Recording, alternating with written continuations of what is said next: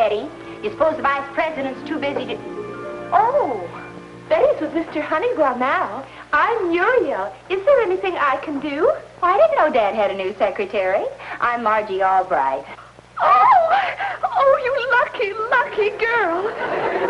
His family. Oh, isn't he wonderful? So adorably mature and yet so alive and vibrant.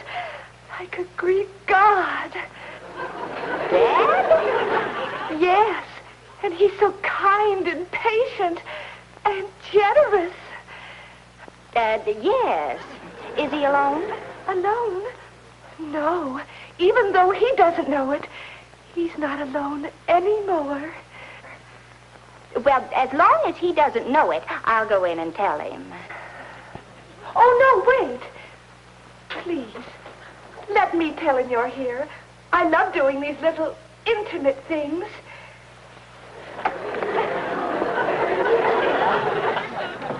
How private can a private secretary get? Mr. Albright will see you now.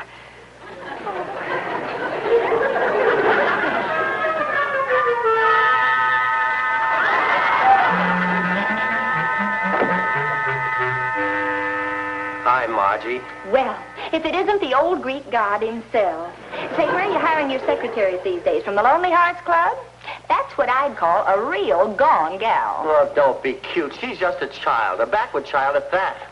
She can't type, can't take dictation, can't even answer the telephone properly. But how she can roll them roly-poly eyes. You rascal, you. Oh, don't be ridiculous.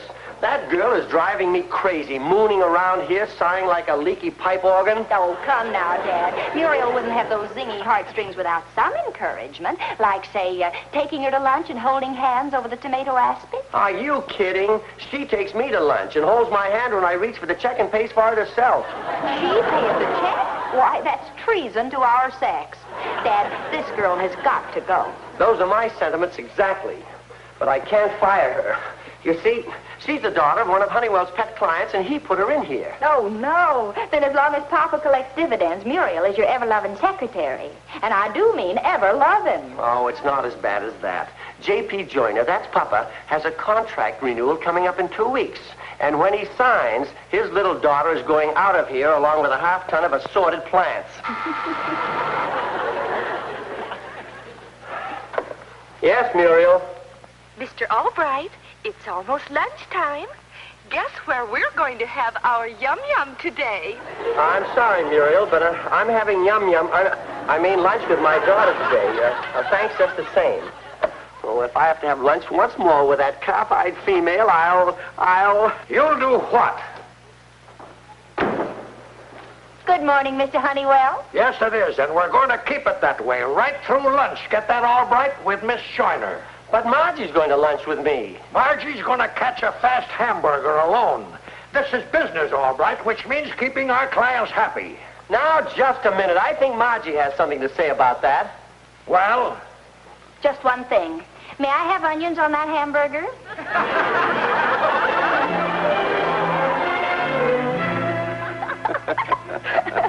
And there he was, with so many flowers, he looked like a well-kept grave. How do you like that? Your dad's got a bobby sock. You're in love with him. Every time she looks at him, I expect her to squeal, "Ooh, Vernie," and swoon dead away.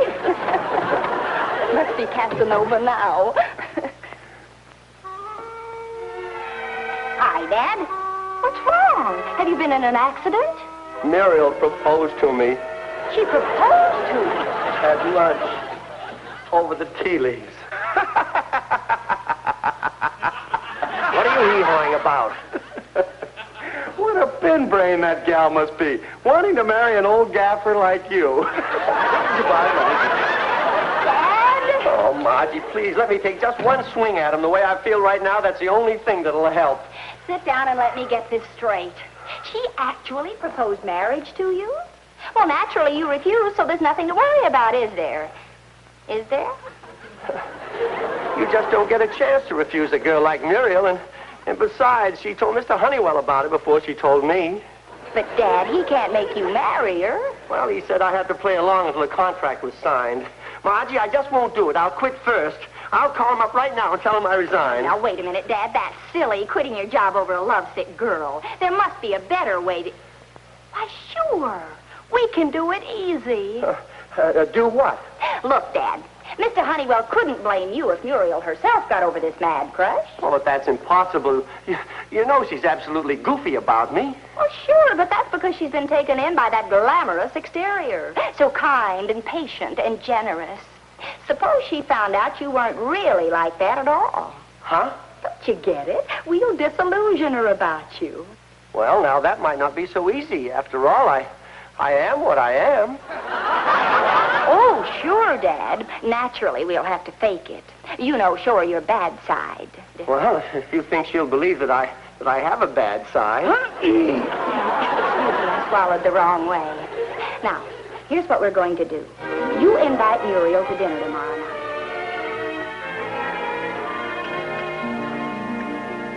More meatloaf, Muriel? Yes, thank you. I'm really hungry tonight. Oh, I'm terribly sorry, Muriel. There isn't any more. Dad's so strict about wasting food, and, well, hamburger is so expensive these days. I got a real bargain on this batch, only 39 cents a pound. 39?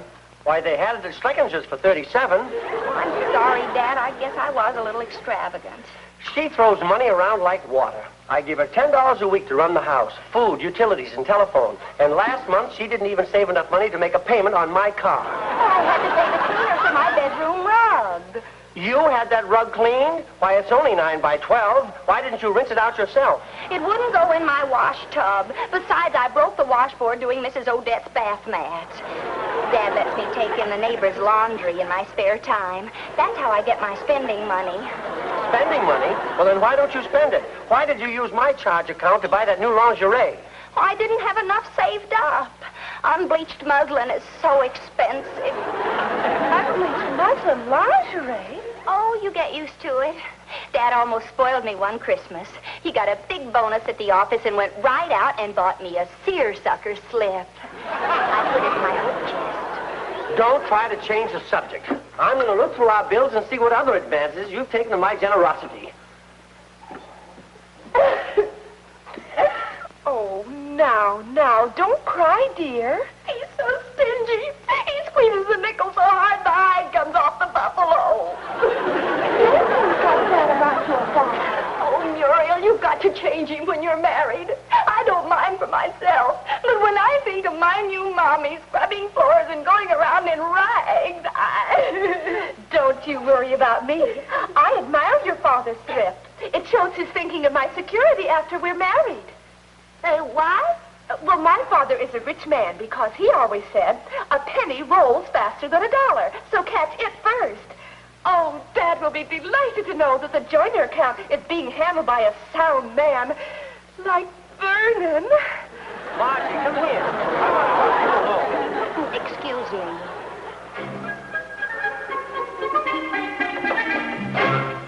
Well, how'd it go? It didn't. It seems part of your charm lies in your thrift. She'd rather put a buck in the bank than on her back any time. Maybe she's got something there. Now, don't go getting any ideas about me. It's your romance we're trying to straighten out, not your budget. I know, but what are we going to do now? Scratch Plan 1 and proceed with Plan 2, emergency.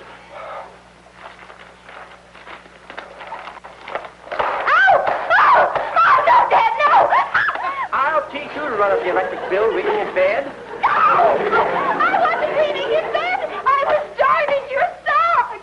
And that.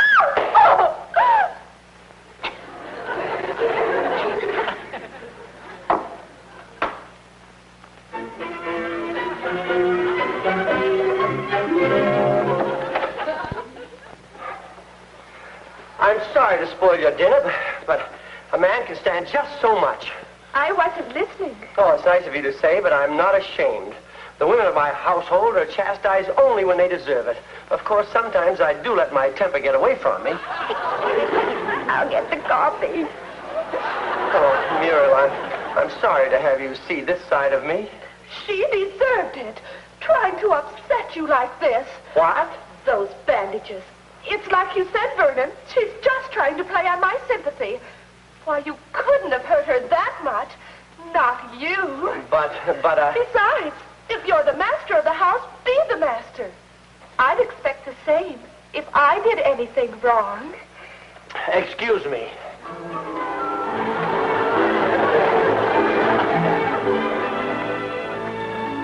Did you hear that? She's not goofy about you. She's goofy, period. Oh, Margie, what are we going to do? I don't know.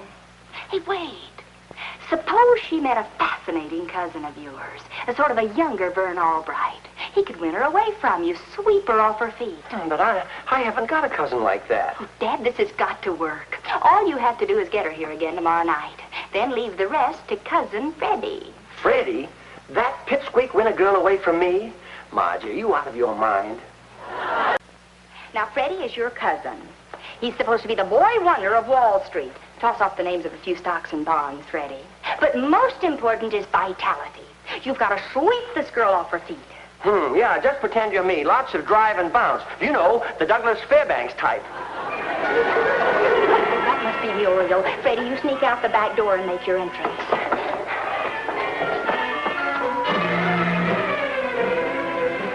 We have another guest for dinner tonight. I hope you don't mind. Dad's cousin, Freddie Albright. You'll like him. He's a lot like Dad. There couldn't be another man like dear Vernon. Why, after him, they broke the mold. Yes, but of course, he's getting a little moldier with the years.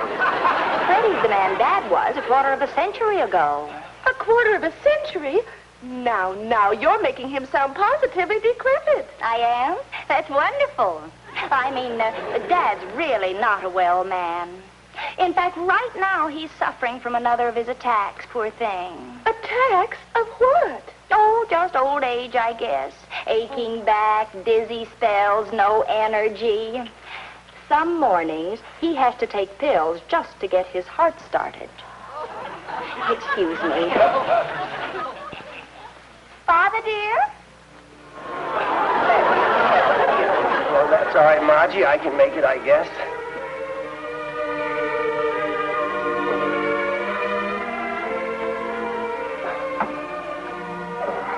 Good evening, Muriel.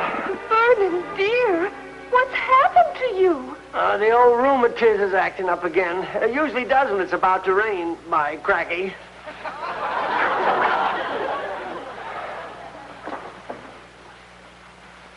Appetizer, Muriel? Oh, thank you. Canapé, dear. They look delicious. Afraid not. Stomach won't take the spicy foods anymore. Ulcer? No stomach. Operation last year. Shouldn't your cousin Freddie be coming along soon? I was just telling Muriel about him. Oh, yes, he should be along any minute now. You like Freddie. Nice chap. Very much like me when I was younger. Hi, anybody home? It's Cousin Freddie, you lucky people.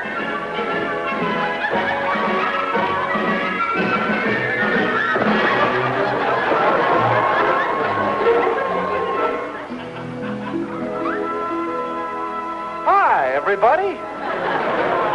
And who is this fascinating creature? Where have you been all my drab, dreary life? Freddie, this is Muriel Joyner. She's Father's secretary, but not for long. They're engaged to be married.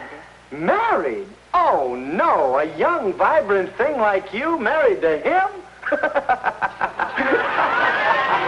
Muriel, how about a fast rumba before dinner? Just the two of us kids. Margie, my sweet, put on a record. On your feet, you unplucked blossom, you. Well, really, Vernon isn't feeling too well. Do you think we should? Oh, let the old wreck sink slowly to the bottom. We're young. We've got a life to live. Let's live it.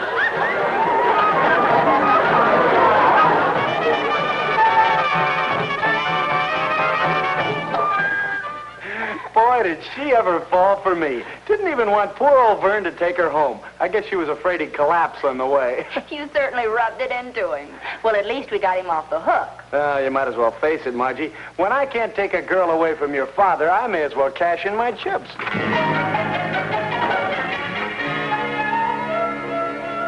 Dad, what's happened? You idiot, you dope. Do you know what you've done?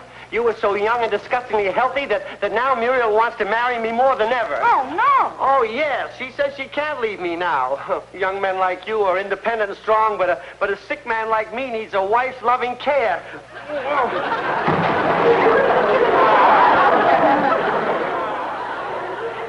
This place confuses me. Confuses me.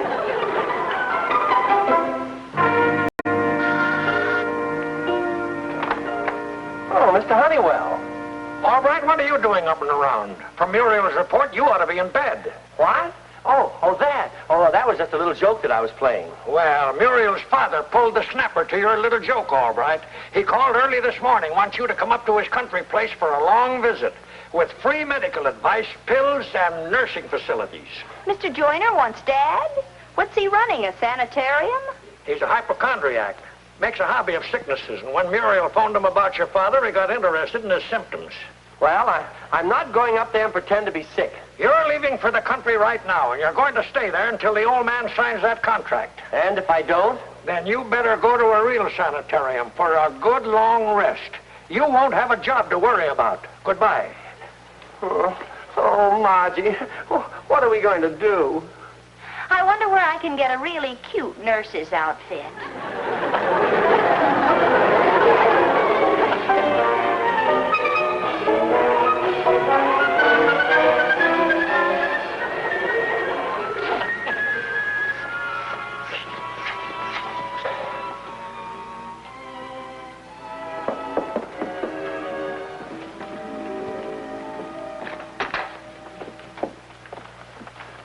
Time for your medicine, Mr. Joyner.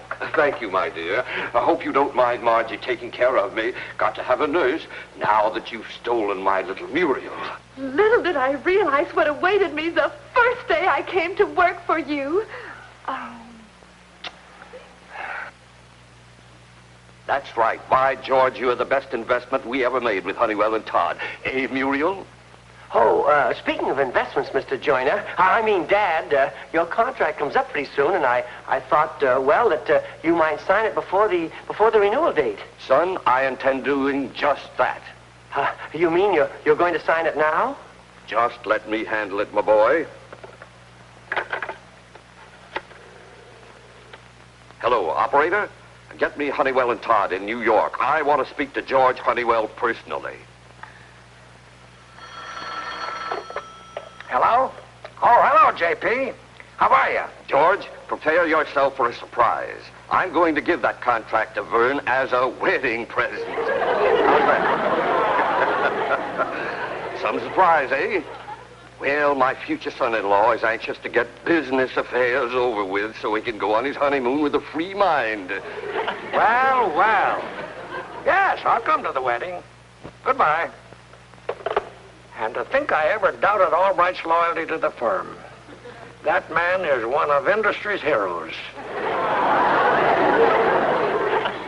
Oh, Margie, it's too wild. It'll never work. Now, why don't I leave the country right now? I can send for you when I make a new start in Mexico or someplace. Dad, all we've got to do is make Muriel see how silly it is for a girl to fall in love with a man old enough to be her father. Well, we haven't had much luck so far. That's because it wasn't her father. I think she'll see the light when she finds me romancing Papa Joyner. Now, just leave it to me. You go get Muriel.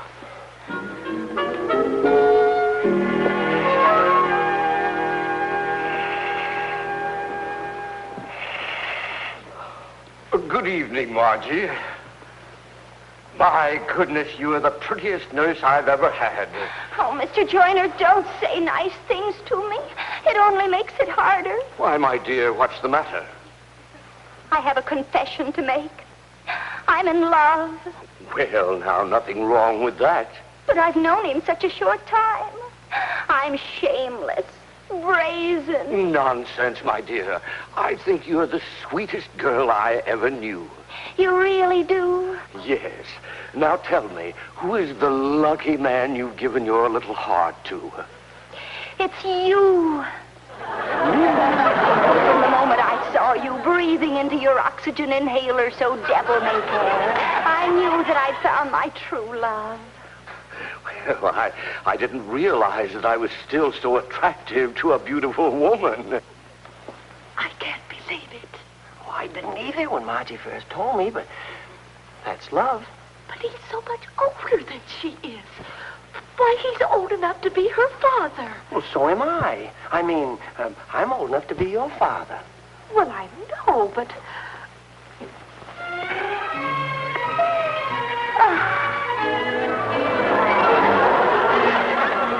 Surely you realize how ridiculous this is. How can love be ridiculous? But you just met him. Well, you fell in love with Dad when you first met him, didn't you? Well, didn't you? Well, yes, but this is different somehow. He's my father, and... Oh, Margie, believe me, this is no life for a girl like you, feeding pills to a sick old man. Well, that's how it'll be with you and Dad.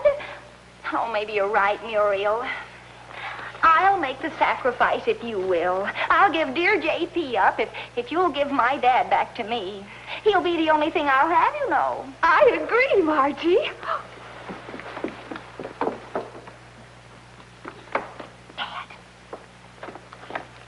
Dad, I've got the most wonderful news for you. I want you to be the first to know. There's going to be a double wedding. After thinking it over, I've decided to accept Marge's proposal.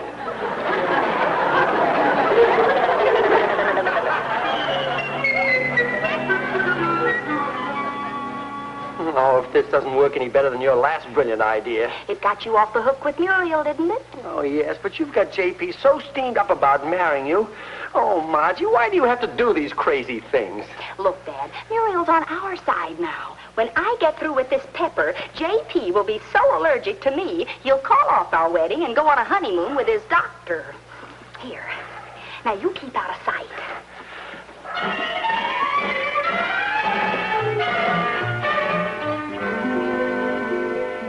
Come, my dear, we must make definite plans for the wedding. Where shall we go on our honeymoon? Oh, J.P., stop. You're making me blush. Can't you smell something? What is it, a new perfume? Oh, I'm sorry. I can't smell anything. I've caught a dreadful cold in my head. Can't smell anything?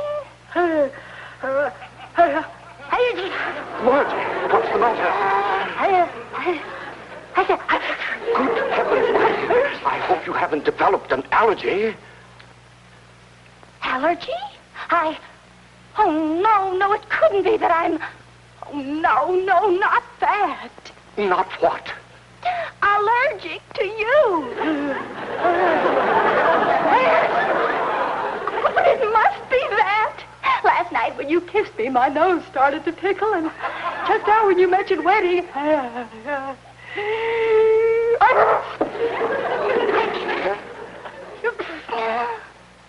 Oh, Father! A horrible thing has happened.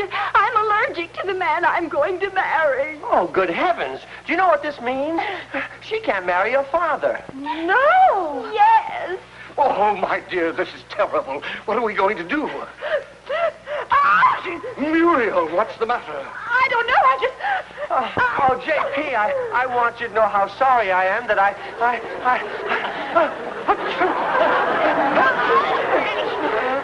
Now I see it all, alone in my old age. Everyone's allergic to me.